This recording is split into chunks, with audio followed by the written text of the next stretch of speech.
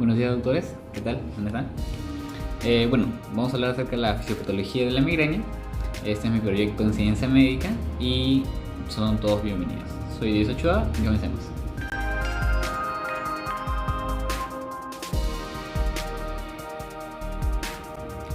Bueno, siempre me gusta comenzar las exposiciones con un caso clínico para detallar y ampliar un poco más nuestro horizonte, ¿no? Bueno, acá conocemos a Anita, ¿no? Anita es una chica muy bonita que le invitan, bueno, su pretendiente le invita a un restaurante, ¿no? Súper caro, obviamente, como se lo merece Anita.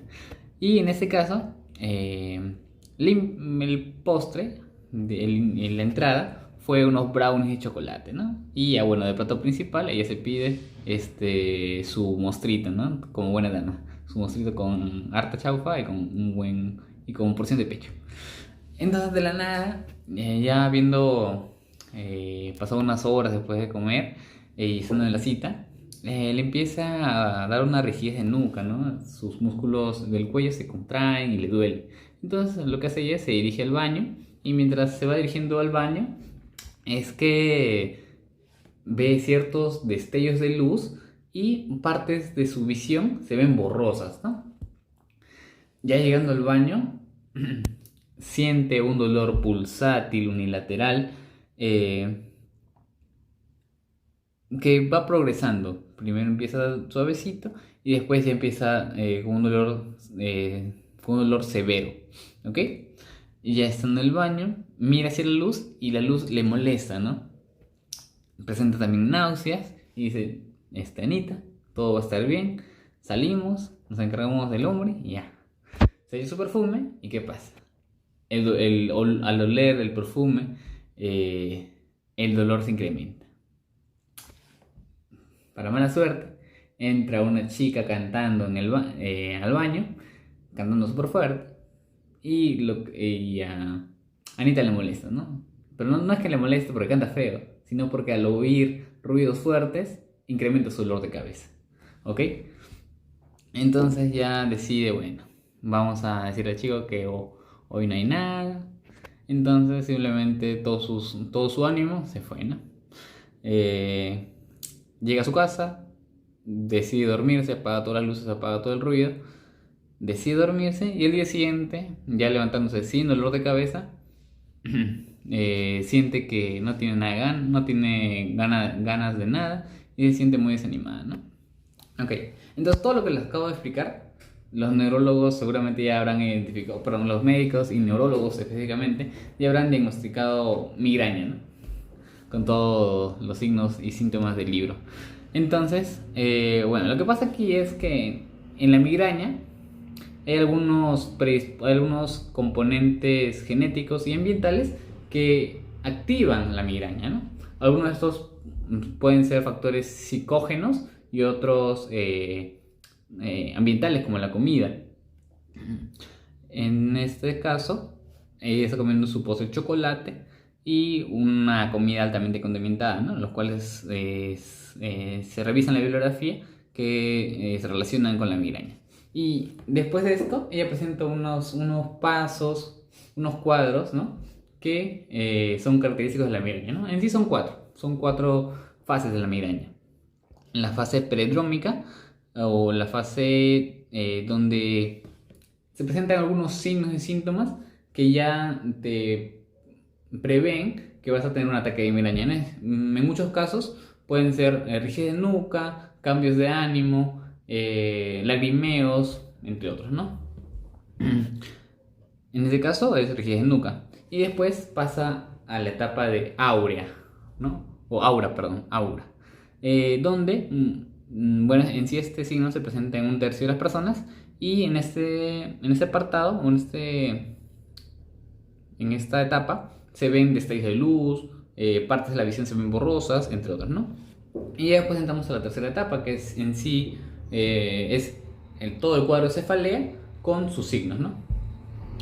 Y la cuarta etapa, bueno, la tercera etapa, para explicar un poco mejor, acá en la tercera etapa se presenta la cefalea unilateral, pulsátil, que viene acompañada con sus síntomas y signos tales como la fotofobia por la luz, náuseas osmofobia por el olfato y fonofobia, ¿no? Por el ruido, ¿no? Esos son los signos que presentaba Anita. Y la cuarta etapa, que en sí no está tan estudiada como las anteriores, pero muchos artículos destacan un cansancio y una desganez total, ¿no? Después de la migraña.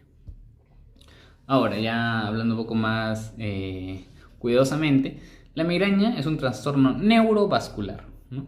Incapacitante, caracterizado por un dolor pulsátil unilateral de moderada a severa. No es un dolor cualquiera, no es un dolor de cabeza como que ay me duele, es un ay me duele, ¿no?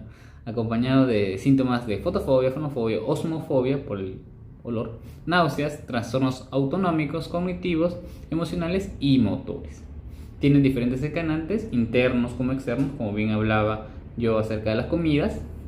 Y un tercio de los migrañosos tienen aura, ¿no?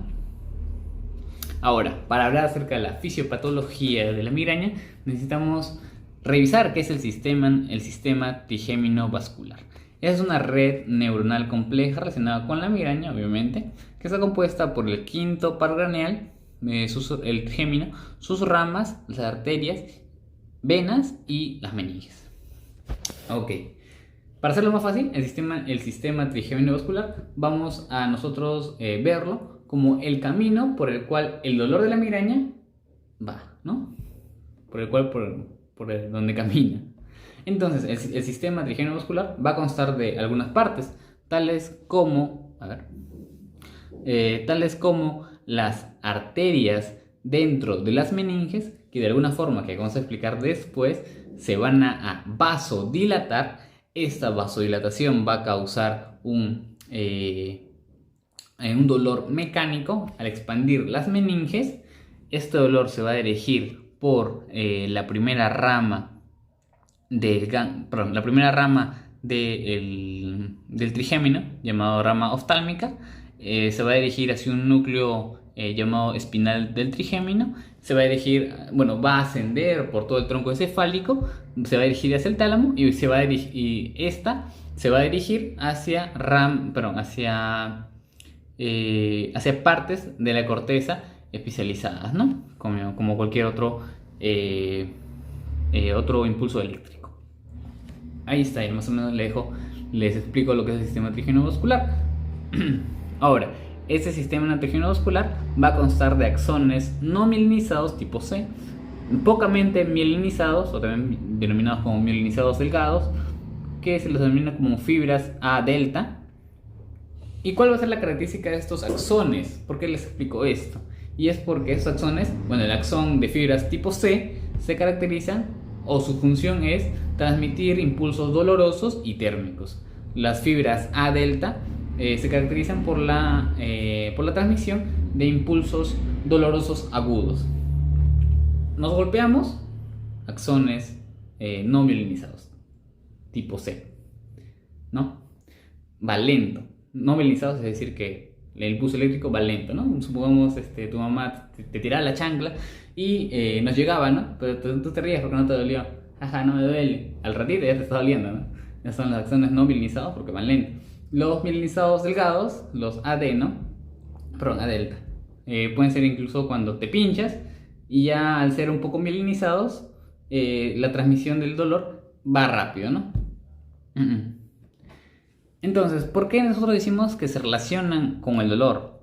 No solamente porque están en el gaito, ¿no? Es porque contienen sustancias, neurotransmisores que se dedican al dolor, como en este caso es la sustancia P y la proteína relacionada con el gen de la calcitonina, CGRP en sus siglas en inglés. Recordando un poco las ramas del trigémino, encontramos la B1, B2, B3, la oftálmica, maxilar y mandibular, ¿no? En donde el sistema trigémino vascular mayormente va a trabajar con el AB1, el oftálmico, ya que las meninges van a estar mayormente inervadas por el B1. Sin embargo, las B2 y B3 pueden ser colaterales, ¿no? Es decir, son menos medidas. A su vez, también en la literatura indica que C1 o C3 también funcionaría como receptores nervios sensitivos que recogen información de las meninges. Un poco de teoría.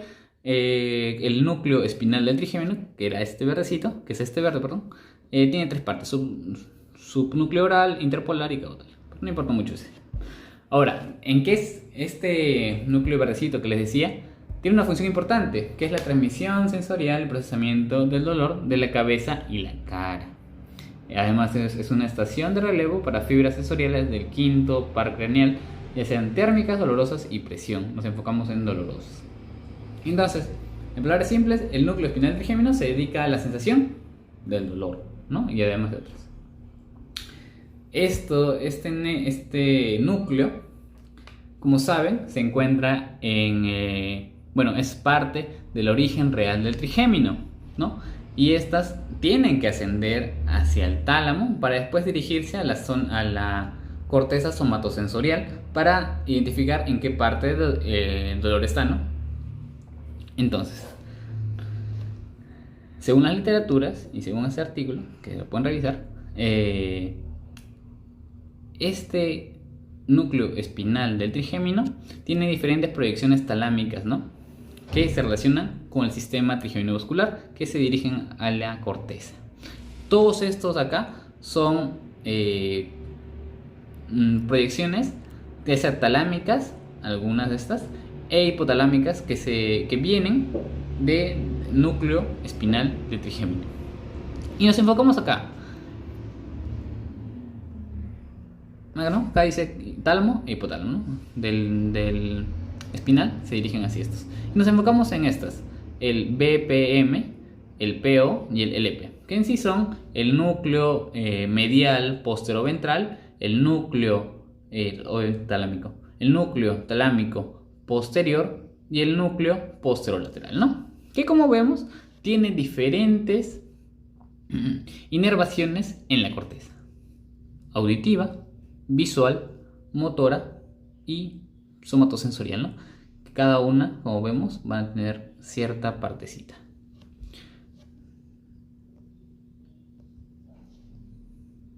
Ok, entonces,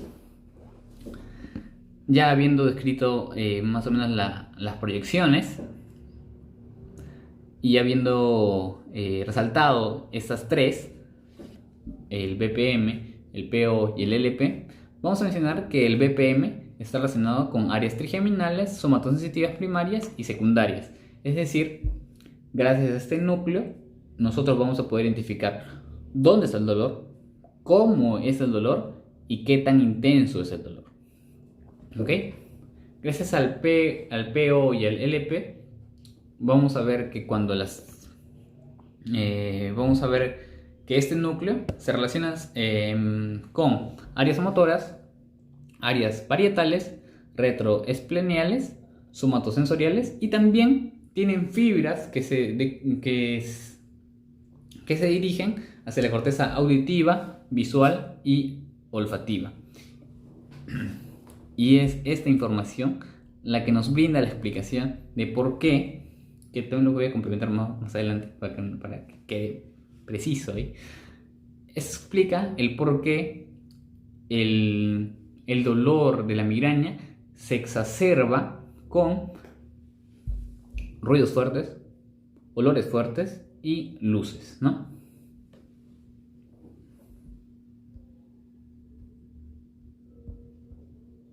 Que en sí todo se relaciona con la convergencia de impulsos sobre los núcleos talámicos BPM y PO. Es decir, me explico. Ya había explicado que todo surge con la vasodilatación de los vasos de las meninges. Estos, por neuronas aferentes, se dirigen al ganglio trigeminal por la rama B1. Esta rama se dirige hacia el núcleo espinal del trigémino. Este núcleo espinal del trigémino asciende y se tiene que dirigir hacia el tálamo, especialmente a tres zonas: el BPM, el PO y el LP, ¿no? Y estas se dirigen tanto a zonas somatosensoriales como a otras zonas, especialmente el PO, que se dirige también a zonas visuales, zonas auditivas, zonas motoras, ¿no?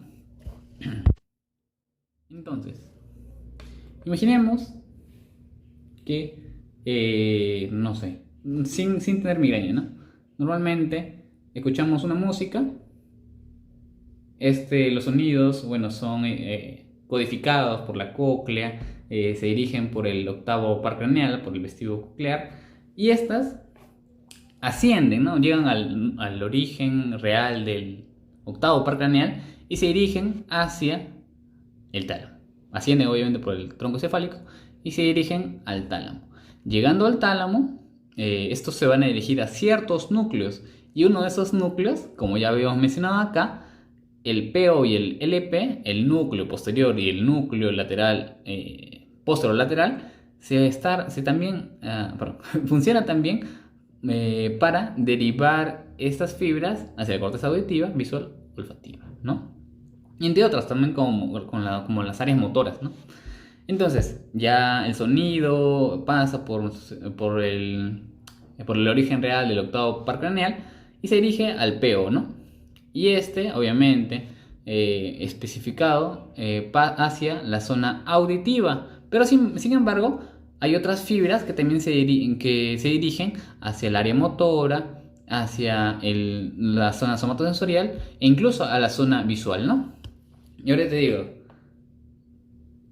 ¿qué pasa si estás en el bosque y escuchas el sonido de una pantera o un leopardo? ¿No se te enchina la piel o se te pone la piel de gallina? Y es porque los sonidos también viajan hacia otras partes de nuestra corteza, activando ciertos mecanismos, ¿no? Entonces, ya habiendo hablado de eso, que hay otros impulsos, sensaciones que también activan el PO, el LP y el BPM, que están relacionados con la migraña. Ahora yo les digo, ¿qué pasa si yo, teniendo un ataque de migraña, ya habiendo activado la vasodilatación de la meninge, pasando por la B1, llegando al núcleo espinal del trigémino, yendo hacia el tálamo, hacia esas tres zonas, ¿no? Escucho o se activa también el nervio vestíbulo coclear porque alguien está cantando súper fuerte. Porque alguien entró al baño cantando algo fuerte. Entonces, esas vías también se dirigen hacia el PO, hacia el LP, ¿no? Esos impulsos auditivos, me refiero. Impulsos nerviosos de forma auditiva. Esos impulsos también se dirigen al PO. Y entonces aquí va a haber una convergencia de impulsos que algunos son nociceptivos y otros son somáticos, ¿no? Como puede ser la audición. Estos impulsos conjuntos van a confundir al cerebro. Va a haber una convergencia de impulsos promoviendo los errores en la derivación correcta de impulsos eléctricos, ¿no? Al tener núcleos conjuntos o núcleos con el mismo fin de transmitir hacia otras zonas, van a ampliar lo que es el dolor en la zona somatosensitiva al haber activación del núcleo del apeo. No importa si es mediante el olfato, mediante la vista o mediante los ruidos. Si activan el PO, también van a hipersensibilizar la zona somatosensitiva, como está siendo activado por la migraña, ¿no? Entonces, yo tengo migraña, todo el sistema trigémino vascular va a estar hiperexcitado porque el dolor no es solamente ya te pincho y te duele, no, sino es que es la vasodilatación es tanta y el dolor mecánico es tanto de las meninges que va a seguir enviando impulsos eléctricos y va a sobreexcitar toda esta zona, ¿no? Al sobreexcitar toda esa zona va a generar que cualquier otro impulso eléctrico que comparta señales eléctricas y núcleos también ayude o empeore, en este caso, empeore a los síntomas de la migraña, ¿no? Ahora, pero ¿cómo es que esos vasos sanguíneos de las meninges se dilatan? ¿Es por arte de magia? ¿Por ser pecadores? Espero no. Se responde con la activación de la CSD. Y me dirán, es otro nombre complejo. Pero no, es simplemente la depresión de la propagación cortical, o the cortical spreading depression en inglés. ¿Y a qué se refiere esto? Se refiere a que por acaso esto pasa antes de la vasodilatación de los vasos sanguíneos de la meninges, ¿no? Entonces, esta CSD va a ser una onda de propagación lenta de despolarización neural seguida de una inhibición prolongada de actividad cortical. En cristiano, nuestras neuronas van a generar un impulso eléctrico, pero una propagación de impulsos eléctricos más lenta. ¿Por qué? Si recuerdan la clase de fisiología, se van a recordar que mientras un impulso eléctrico sea mucho más alto, es decir, esté mucho más sobreexcitado, va a demorar en despolarizarse. ¿Por qué? Porque al llegar a picos más altos, el recorrido de bajar y volver a despolarizarse es más largo, por lo tanto es más lento, ¿no? Entonces, la activación del el CSD se relaciona más que nada a problemas en los canales de potasio, problemas en los canales de sodio y problemas en los canales de calcio. Entonces, al haber una hiperexcitación por iones positivos en las neuronas, esto va a enlentecer la despolarización normal de las neuronas, promoviendo una propagación lenta. Y si hay una propagación lenta, hay una inhibición de la propagación neural o de la actividad cortical. Y se ha visto que el CSD se relaciona con el aura visual, porque ahora yo les explico, ¿no? En sí, esta propagación lenta cortical es en todo el cerebro, pero donde más nosotros lo podemos sentir es en la visión, porque es todo lo que vemos, ¿no? Es mucho más identificable esta propagación lenta por la visión. Entonces, supongamos que nuestro cerebro está un poco enlentecido, por lo tanto las fibras llegan más lentamente, ¿no? Vemos algo, pero en nuestro cerebro se ve algo borroso aún. Tienes que esperar un ratito para que capte. ¿Qué está pasando ahí? Una depresión de la propagación cortical. Está demorando, pues. Va mucho más lento. No está siendo efectivo. Por tanto, se relaciona al aura visual. Yo le mencionaba que había destellos, había visiones borrosas. ¿Qué es eso? Simplemente la propagación lenta hacia las áreas occipitales, ¿no? Y que en sí esta activación del CSD se relaciona a factores genéticos, mutaciones de canales de potasio, sodio, calcio, ¿no? Y ahora, aquí, la progresión del CSD. ¿Qué implica? Bueno, el CSD se ha visto que mediante genes, mediante alteraciones en algunos genes, hay una liberación anormal de ATP, de glutamato, de potasio, de hidrogeniones por las mismas neuronas o células neuronales. A su vez, hay una liberación de sustancia P y proteína relacionada al gen de la calcitonina y a su vez óxido nítrico por los nervios perivasculares. Entonces, simplemente el CSD es un error de nuestro cerebro que libera esas sustancias se difunden a la corteza, a la superficie de la corteza, activan los receptores meningios, especialmente de la pía madre, primariamente de la pía madre, porque están más continuos hacia ella. Estos, activación de los receptores, activan la inflamación neurogénica. Recordemos que la sustancia P y el gen relacionado a la calcitonina están relacionados al dolor. Por lo tanto, cuando hay dolor, también se activa la inflamación, ¿no? Recordemos cuando nos hacemos un chinchón, ¿no? Ese chinchón, ese golpe, así no haya entrado nada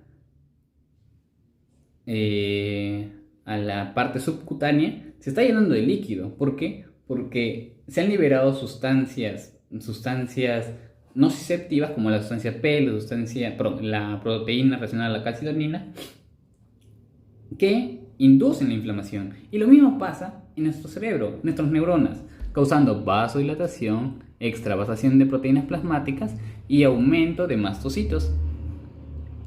Ya con esta inflamación neurogénica también activamos los nociceptores vasculares meningios, aquí ya de la dura madre, y estos, al ser mucho más grandes, causan dolor, ¿no? Acá ya se nota el dolor. Eso es lo que se les explicaba, ¿no? Activamos vasodilatamos los vasos de las meninges, ¿no? Oye, ahora, con este proceso estamos excitando el sistema trigémino vascular, ¿no? Entonces, estas moléculas inflamatorias activan y sensibilizan las neuronas del sistema trigémino vascular, ¿no? Es como cuando tú te golpeas, ya, duele hasta ahí, ¿no? Pero si te golpeas varias veces, vas a ver que después de de muchos golpes, al tú tocarte, ya vas a sentir dolor. ¿Y por qué es eso? Es porque las neuronas se sensibilizan. Y esto en la migraña en la neurología se conoce como alodinia, que es un signo que también se presenta en la migraña. Los pacientes que ya tienen hipersensibilizado todo el tracto, pero todo el sistema vascular, al tocarle la piel van a sentir dolor. ¿Ok? Entonces, en este caso, al nosotros tener un sistema hipersensibilizado, también va a haber una hiperpolarización de estas neuronas y consiguiente lenta desflorecición. Lo que yo les mencionaba de la cortical spreading depression, ¿no?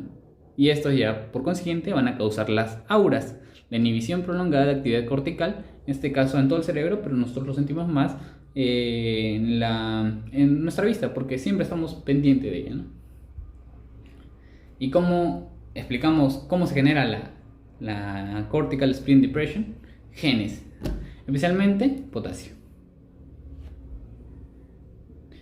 Y de por sí hay varios factores que desencadenan la migraña y va a haber genes asociados, como ya venía mencionando, ¿no? Algunos factores son la comida, otros factores son las emociones, las hormonas, ¿no? Y los componentes psicógenos, el estrés psicológico, entre otros, ¿no?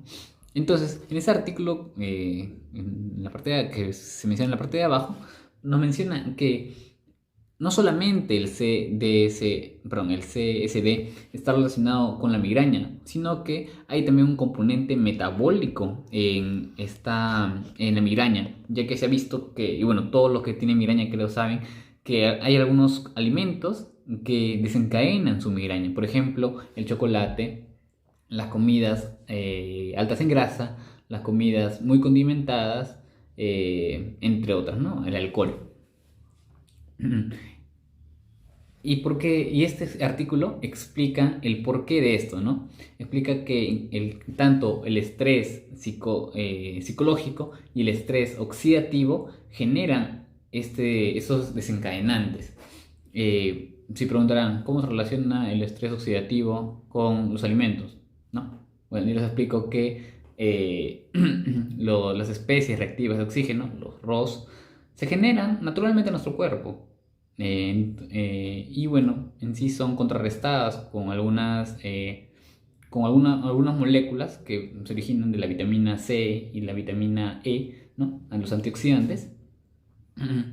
Pero estos ROS se generan normalmente al nosotros degradar los alimentos en nuestras células. Por ejemplo, al nosotros degradar los ácidos grasos, se generan bastantes especies reactivas de oxígeno que son contrarrestadas, obviamente. Pero cuando hay un desequilibrio donde las especies reactivas de oxígeno son mayores a nuestra cantidad de antioxidantes, se produce este estrés oxidativo que puede dañar células y puede desencadenar migrañas. El estrés normal, el estrés psicológico también implica en una hiperexcitabilidad de las neuronas, por lo tanto también desencadena la migraña, ¿no? Y así varios procesos hormonales, ya sean estrógenos, promueven esta migraña. Y también sabemos que hay diferentes genes asociados a esta, como ya venía mencionando: canales de potasio, sodio y calcio, ¿no? Y ahí está el artículo que les menciono, donde explica como el estrés oxidativo, psicológico y fisiológico aumenta, o es un trigger, ¿no? Es un activador. Y acá un resumen pequeñito explicando cómo el CSD, the Cortical Spreading Depression, y el metabolismo causan estrés oxidativo, liberan algunos neurotransmisores encargados de la inflamación y la vasodilatación, y estos promueven el dolor, la vasodilatación y la expansión de estos vasos, tanto que generan un dolor mecánico de las meninges que va por toda la vía trigémino-vascular, sensibilizando esa zona. Por lo tanto, es más fácil que otras es más fácil que otros impulsos eléctricos converjan con estos y promuevan el aumento del dolor al ser activados los mismos núcleos, ¿no?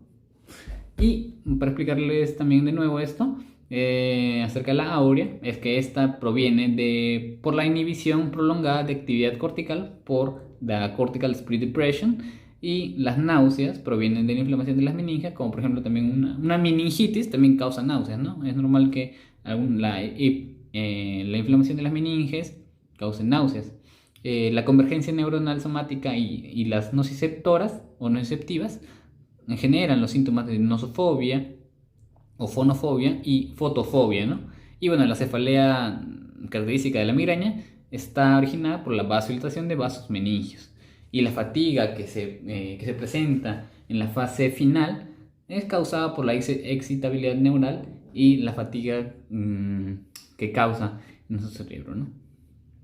Me gustaría hablar acerca de los triptanes, que es decir, la terapia de primera línea más eficaz.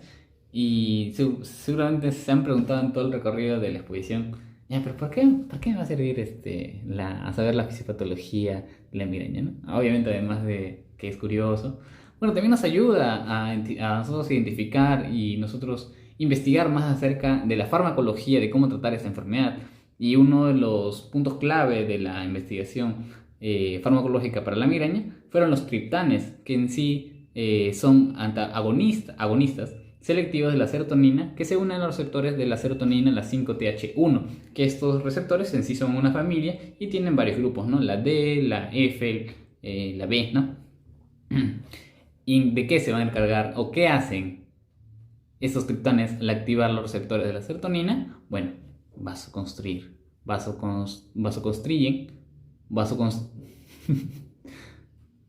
vasoconstricción, revirtiendo los pasos de la activación trigémino-vascular en la migraña. ¿Por qué? Recordemos que estaba habiendo una hiperexcitabilidad por este sistema trigémino-vascular, y nosotros al vasoconstruir impedimos que sigan enviando impulsos nociceptivos hacia nuestro cerebro. Entonces se revierte el dolor tipo migrañoso, ¿no? Además, se ha visto que estos receptores de la serotonina no solamente están en los vasos sanguíneos, en los nervios perivasculares, sino en el ganglio del trigémino, inhibiendo la liberación de sustancia P y proteína relacionada al gen de la calcitonina. Entonces también bloquean las señales de dolor al cerebro mediante la inhibición de los nociceptores, ¿no? Acá están las referencias bibliográficas. Y eso ha sido todo por la exposición, y me gustaría dejarles un mensajito de Proverbios 4:7 que dice: sabiduría ante todo, adquiere sabiduría, y sobre todo tus posesiones adquiere inteligencia. Bueno, gracias a todos, chicos. Eso ha sido todo por este primer episodio de Enseñanza Médica.